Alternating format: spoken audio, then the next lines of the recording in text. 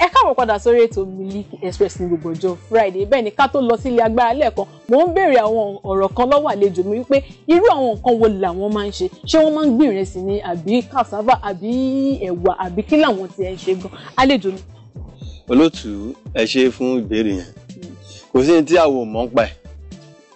Mo sọ fún yín tẹ́lẹ̀ pé nígbà tí a wà ní kékeré bíi 90s wọ́n máa ń put wa nígbà yẹn a rò pé wọ́n fìyà jẹ wá ni. So a ní experience gbogbo ẹ̀. A lè gbìn àgbàdo, a lè gbìn rice, a lè gbìn any other tó bá dà tí ń gbìn ṣá. Nǹkan ọ̀gbìn ṣá, kò bá jẹ́ ewédú, kò bá jẹ́ ẹ̀fọ́, kò bá jẹ́ ata gbogbo. A lè gbìn ẹ̀fọ́, a lè gbìn ewédú, a lè gbìn anything. Bẹ̀tí tí a mọ̀ ń pa ẹ̀jú sìn ta base lé lórí gangan òun ni iṣẹ́ ẹlẹ́dẹ̀ àti ẹja. Iṣẹ́ ẹlẹ́dẹ̀ àti ẹja. Tí àwọn olóyìnbó máa ń pè ní Piggery and Fishery. Piggery and Fishery. But iṣẹ́ àwọn iṣẹ́ tẹ́ sọ yìí iṣẹ́ tó nídìí ìmọ́tótó dáadáa ni nítorí pé tá bá ní káwọ́ wọ́n máa ní ẹlẹ́dẹ̀ dọ̀tí ẹja náà tó bá ṣe omi ẹja lẹ̀ ń gbà mí ládùúgbò báyìí ó máa rùn. Báwo lẹ̀yin ṣe ń manage láti máa ṣiṣẹ́ ìtẹ́jẹ́ sí pé mẹ́pẹ́yìn ti civilize kò sí nǹkan dọ̀tí nínú nǹkan tẹ́yìn ń ṣe. Ẹ ṣe olótùú kò sí bí ẹ ṣe fẹ́ ṣe ẹlẹ́dẹ̀ tí kò ní rùn. Ẹni kí nìdí èèyàn pàápàá tó bá yàgbẹ́ gan ó ń rùn. Káwá sọ ẹlẹ́dẹ̀ kó wá yàgbẹ́.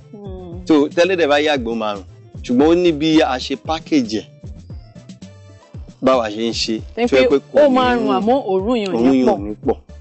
Because ẹlẹ́dẹ̀ tiwa kì í ṣe àwọn local ẹlẹ́dẹ̀ tó ń sìn nígbà ayé wọn bàbá wa tó máa ń dà sórí àkìtàn lọ́jẹ̀ eléyìí akọ́lé fún mi ọmọ wà nulẹ̀ a máa ń treat wọn like bí pé ẹlẹ́dẹ̀ wa gbà mí gan gba treatment ju ẹ̀dá èèyàn gan lọ. Because o gbọ́dọ̀ treat ẹlẹ́dẹ̀ at least in a month twice. Vaccine tí àwọn náà ń lò tí ènìyàn ń lò òun náà là ń fún wọn. So nǹkan táwọn èèyàn ń lò làwọn náà ń lò. Èèyàn máa ń gba B complex ẹlẹ́dẹ̀ náà máa ń gbà á a máa ń fún ní injection. So mi pe ẹlẹ́dẹ̀ tí ń sin inú duplex ni ó wà tó civilize ibi tí báyìí náà ni. Ẹ má fi mi wé ẹlẹ́dẹ̀ kí ló dé. Mi fi wé ẹlẹ́dẹ̀. Ok kò sí wàhálà. Mo ń ṣàlàyé fún àwọn èèyàn ní àwọn olólùfẹ́ mi náà ni. Ok ẹlẹ́dẹ̀ mo mi pín láyé ìgbà kan gbà táwa ṣì kéré o tá bá lọ sí ó ní àwọn poultry kan tó wà ní side ọ̀dọ̀ wa tẹ́ńpẹ́ tá bá fi lè lọ báyìí ibi tí ẹlẹ́dẹ̀ wà ẹlẹ́dẹ̀ máa ń bu àwọn èèyàn jẹ ni báwo ni ẹlẹ́dẹ̀ ti ṣe ríṣẹ́ ẹlẹ́dẹ̀ ni máa ń bu àwọn èèyàn jẹ.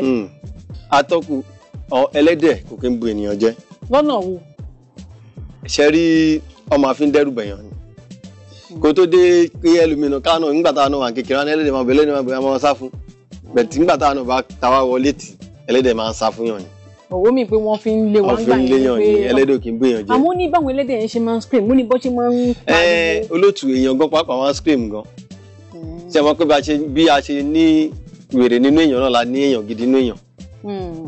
Ẹlòmíì ẹ ti gbé ilé face me and slap me rí olótùú. Èmi ò àbátọ́kù. mi ò. Ṣé wọn pé tẹ bá mú magi ya arísíká bí ìwé tí arísíká gan máa ṣe pariwo tó máa ṣe pé tó máa há gan ìwọ tó mú magi gan wá fẹ́ lè sáré lọ ra pákẹ́ẹ̀tì kan torí ẹ̀yọ̀ kan tó mú yẹn. Ó wà nínú ẹ̀dá ó wà nínú ẹlẹ́dẹ̀ náà. Ìyàwó mi báyìí tẹ́ńpẹ́ mẹ́pọ̀ kúrò kí n fún lówó akúkọ̀ lè jíjọ́ kan ni ó ní lọ́bì kankan ó ní jáde ńlélé ni tó máa bẹ̀rẹ̀ sí ní wùwà oríṣiríṣi. Bó ṣe rí nìyẹn nínú ẹlẹ́dẹ̀ náà. Ẹlẹ́dẹ̀ mi wà wàá fi ọwọ́ pa lórí wàá súnmọ́ wàá ṣe gbogbo ẹ̀ àná àwọn breed kan tẹ́ pé wọ́n máa ń tóbi gan. We call them drug and large white. Wọ́n máa ń tóbi gan. Tẹ́gbẹ́ tó bá sùn sílẹ̀ gan wàá dúró tí wàá fọ́ inú ìwọ́gán inú fámà mi kò kí ń dùn láti tà wọ́n. Wọ́n máa ń ẹ̀mọ́ tí wọ́n bá ń ṣe ń sin ajá ṣe àwọn pàjá ẹlòmíì tó bá kú ẹlòmíì máa ń sin bí kò ń sin èèyàn ni níbi tó bá nífẹ̀ẹ́ dé. Àwọn báwo lẹ́yìn ṣe máa ń dá ẹlẹ́dẹ̀ tó burú mọ̀ àti tí ò burú? A máa ti mọ bó ṣe wà ní èèyàn náà ni ẹni burú mọ̀ a máa ti mọ̀. So tá bá ti rí ẹlẹ́dẹ̀ bẹ́ẹ̀ tó yẹ pé kó tó ṣiṣẹ́ nínú ilé ẹ̀ ìyẹn àwọn tó ń bá wa tọ́jú ẹ̀ a máa pè wọ́n ní attendant kó tó ṣiṣẹ́ nínú ilé yẹn tá bá ti rí pé ó ti pàkúrú mọ́ gbogbogbò àti òpin ẹlẹ́dẹ̀ eléyìí ẹ̀wọ̀n náà ni. So ẹni ẹ ti máa ń dá ẹlẹ́dẹ̀ tó burú mọ̀ àti tí ò burú mọ̀ àmọ́ ẹ jẹ́ ká lọ síbi ti ẹja. Báwo la ṣe ń sin ẹja? àti pé irú ẹja wo gan lẹ́yìn ń sìn. Ẹja tá à ń sìn àwọn àgíríkì ẹja táwọn olóyìnbó máa ń pè ní catfish. Ẹja àrọ̀. Ẹja àrọ̀ òun là ń sìn. Báwo lẹ ṣe ń ṣe àti pé ṣé èrè wà lórí ètò láti máa sin ẹja àrọ̀ àbí pé ṣé èèyàn tí kò tẹ̀ wípé ṣé òwò tí kí ni mo lè ṣe mo jí lé ní iye mo fẹ́ máa ṣe ẹja àrọ̀ báwo ló ṣe lérè sí. Atọ́kù tí kò bá sí èrè nídìí ẹ̀ ní rí mi bíbá. Ó bí pé èrè pọ̀ gan lórí ẹ̀. So tí ẹni tó bá fẹ́ mọ̀ pé èrè pọ̀ nínú ẹ̀ tó bá ti dọ́dọ̀ wa tó ti contact wa tó wá sọ́fíìsì wa I explain everything bóyá máa rérè fún. Àmọ́ ẹ jẹ́ ká wò báyìí bíi minimum of ẹja mélòó lèèyàn lè ní téèyàn bá fẹ́ bẹ̀rẹ̀ iṣẹ́ ẹja ṣíṣe. Ó depend lórí bí agbára ènìyàn bá ṣe tó. Ó depend. Lórí bí agbára èèyàn bá ṣe tó. Èèyàn ẹlòmíì ní 100 pounds. Àwọn pound yẹn tó máa fi ń ṣẹja àwọn ilé tó máa ń kọ́ sí ẹlòmíì ní 100 pounds ẹlòmíì ní 200 ẹlòmíì ní ó depend bí agbára bá ṣe gbé. Àmọ́ for how long ló fi máa take tó wáyé pé bóyá téèyàn bá bẹ̀rẹ̀ sí ní sin ẹja bóyá bẹ̀rẹ̀ sí ní sin ẹja lénìí ṣé ó máa dàgbà lọ́la àbí ó máa ní iye ọ̀sẹ̀ àbóṣù tó máa take kẹja yẹn tó lè máa bẹ̀rẹ̀ sí ní tóbi. Tá bá ṣì ẹja tá bá fẹ́ bẹ̀rẹ̀ sí ní ṣe ẹja sìn a máa gba spam kémi ìmọ̀ Yorùbá spam yẹn o. Àtọ̀ ti obìnrin àti ti ọkùnrin a gbà pọ̀ so tá bá ti gba àtọ̀ ẹja ti obìnrin àti ti ọkùnrin pọ̀ a máa lọ fi sínú hatching room a máa ń pè ní hatching room fún bíi 7 days láti bẹ̀ la máa ti rí fingerless for fingerless ó ti di a máa kó kúrò ńbẹ̀ a máa change omi ẹ̀ náà a máa gbé sínú pond kékeré again bá a ṣe bẹ̀rẹ̀ ní díẹ̀ wọ́n máa develop wọ́n ní oúnjẹ tí wọ́n máa ń jẹ. Irú àwọn oúnjẹ wo ló máa ń jẹ? Ṣé tó máa fi bẹ̀rẹ̀ sí ní ṣé bí ìrẹsì táwa máa ń jẹ láti ẹ̀bà? Oúnjẹ wọn wà a máa pe kíní kan ní coopers yẹn ni fún ti àgbàlagbà dẹ̀ ní tí fún ti ọmọ kéékèèké so a ní tó jẹ́ pé máa import láti òkè òkun àdẹ̀ní ti Nàìjíríà wọn bíbá yìí náà àdẹ̀ní tó jẹ́ pé wọn kan máa tún fọwọ́ ṣe wọ́n máa fọwọ́ ṣe díẹ̀díẹ̀ ẹni tí wọ́n ní ṣe bí ó ti mọ́ ẹlẹ́wà ṣàpọ̀. Àmọ́ fún irú ẹja tẹ́yìn máa ń ṣe irú oúnjẹ wo lẹ́yìn máa ń fún wọn ṣé imported ni àbí ti méjèèjì la máa fún wọn a máa fún wọn ní ti imported a máa fún wọn ní ti wá ń bíbá. Tó jẹ́ máa ṣara lóore tó máa ṣara lóore. Ẹ sọ̀rọ̀ kan lẹ́ẹ̀kan ẹ sọ̀rọ̀ nípa àtọ̀ wípé ẹ máa gba àtọ̀ ẹja abo àti akọ ṣẹ́ja máa ń látọ̀ ni. Ó máa ń ní àtọ̀. How come? Báwo ni ó ṣe. Ó máa ń wà níbi àyà ẹja báyìí ẹ ti ń jẹ́ kí n máa kọ́ àwọn ènìyàn níṣẹ́ nìyẹn jù torí a máa ń gba owó fún enquiry ni tó bá fẹ́ wá lórí company wa ṣùgbọ́n ó máa ní àtọ̀ ó ní bá ṣe máa ń gbà lára wọn. Ṣé lára ẹja tó ti dàgbà ni tó ṣe pa lọ́tí máa ń gba àtọ̀ ni àbí tí ó ti dàgbà? No, tó ti dàgbà a máa ní nǹkan tá a máa fi check táwọn pélé yìí ọmọ ara ẹ̀ pọ̀ a máa yọ eléyìí ọmọ ara ẹ̀ pọ̀ a máa yọ náà a máa kó sínú hatching pod. So irun sìn báyìí sìn tẹ́ bá ti yọ kinní yẹn ṣé tó bá yọ kinní yẹn wọ́n sì lè jẹ ọ lè jẹja yẹn ṣé wọ́n máa ti yọ àtọ̀ kan tó máa ta fáwọn èèyàn ni àbí no kì í ṣe gbogbo ẹ̀ kì í ṣe gbogbo ẹja ló máa ń ní ó máa ń ní ìtọ́ ẹ̀pọ̀ máa yọ láàrin wọn pé léyìí eléyìí ní ẹ ó ní. à ń sọ̀rọ̀ kan lẹ́ẹ̀kan nípa ẹlẹ́dẹ̀ òṣì ẹlẹ́dẹ̀ ṣé báwo lẹ ṣe máa ṣe máa ń kọ́ àwọn èèyàn ni àbí ẹ máa ń bá àwọn èèyàn ṣe tí máa ń bá àwọn èèyàn sin ẹlẹ́dẹ̀. Lórí ẹlẹ́dẹ̀ a máa ń kọ́ àwọn èèyàn bí wọ́n ṣe ń sìn òun mo sọ̀rọ̀ lórí ẹja pé tẹ bá fẹ́ ṣe enquiry ẹ máa pè wá sí orí aago wa. ẹ máa ṣì sọ yẹn ká tó máa lọ.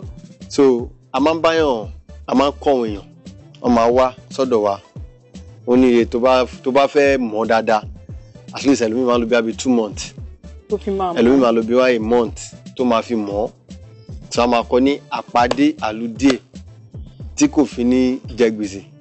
Àmọ́ ẹ má bínú téèyàn bá fẹ́ ṣe business ẹlẹ́dẹ̀ gangan ṣé èèyàn lè bẹ̀rẹ̀ láti ẹyọ̀kan ṣé ẹyọ̀kan lè di 100 fún yàn.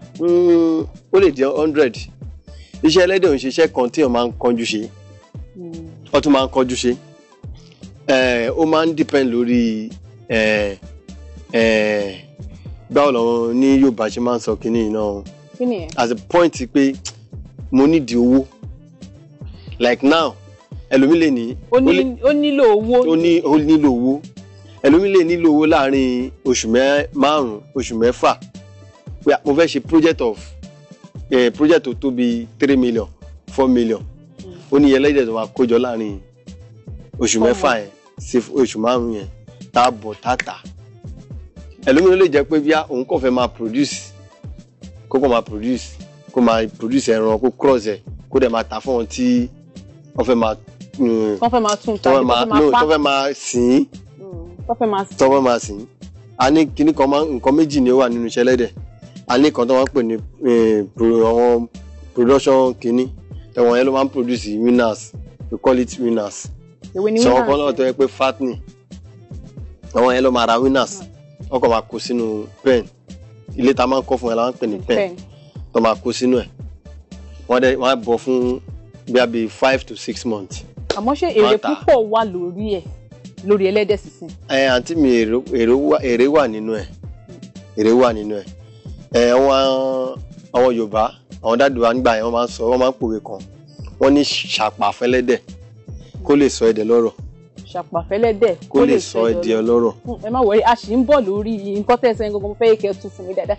ẹ̀yin ará ilé mo lérò pé gbádùn bí èmi àti ọ̀gbẹ́ni Abdulrasaq bá ṣe jọ ń fi ọ̀rọ̀ jomi tó rọ lórí bó ṣe ń sin ẹlẹ́dẹ̀ wọ́n ní ẹlẹ́dẹ̀ máa ń dìrò fún un àmọ́ ẹ jẹ́ ká délé agbára ká máa fi padà dé bí ẹlẹ́dẹ̀ bí ó ṣe ń di owó gangan ọmọ wa tún fún wa à ń bọ̀.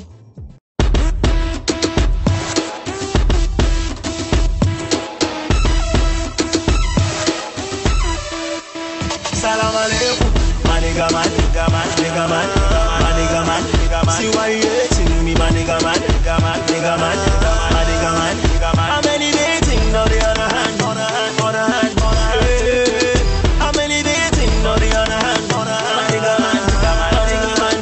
Oluwa shine lo shino every day. Oluwa shine lo shino every day. Oluwa shine every day. Yes. Yeah, say me come from the gutter, say you want push me to the gutter. See me I don't feel from butter, but don't take my bread and butter.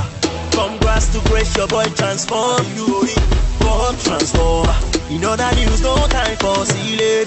When I know be serious over. I am Cyril Stover. So calm down, come hear me now. See now got chopper, for me now. Don't be you down, bro, you see me now. On my fashion, lale, me now. Stop it, pull on my hair, I like. I poke the yato, sleep at night. And I see them trying to stop me, Auzu billah, salam alaikum. My nigga man. See why you hating me, my nigga man. How many dating on the other hand? How many dating on the other hand? My nigga man. Oluwa shine lo shino every day. Oluwa shine lo shino every day. Oluwa shine every day. Yes, enemies, so I see all of them. In the dark officer, touch light all of them. See now gonna drive me, don't pass all of them. See me I don't end, shout out to all of them. Yes, them they ask go flop or not, it go flop or not. But the girlfriend always want me on top. She want me on top of that. Everybody wanna lamba this, lamba that. Pussy niggas wanna copy this, copycat. And she want you love and she want you love oh Canada. They want know what you gonna want to do, Oh yeah nigga man, check your email, then you go see say I know salam alaikum. My nigga man. See why you hating me, my nigga man. How many dating on the other hand? How many dating on the other hand? My nigga man. Oluwa shine lo shino every day. Oluwa shine lo shino every day. Oluwa shine every day. Yes, oh yeah. Should go shiri, general, don't go shiri. Yes, oh yeah. Should go shiri, sure boy, don't go shiri. Yes, oh yeah. Should go shiri. That go, don't go shiri. You remote to stop this nigga. Oh, you born in America. My nigga man. See why you hating me, my nigga man.